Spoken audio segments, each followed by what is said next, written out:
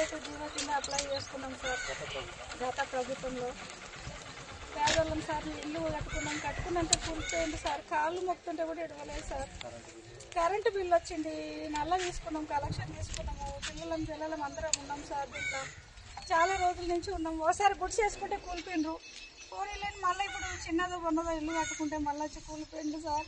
అంటే మీకు గవర్నమెంట్ నుంచి పట్టా గానీ సార్ పట్టా ఉంది సార్, కరెంటు బిల్లు ఉంది, కరెంటు బిల్లు పట్టా అన్ని ఉన్నాయి సార్. మాకు అన్ని ఉన్నాగా కూడా కాళ్ళు మొక్కుతుంటే కూలిపోయింది సార్.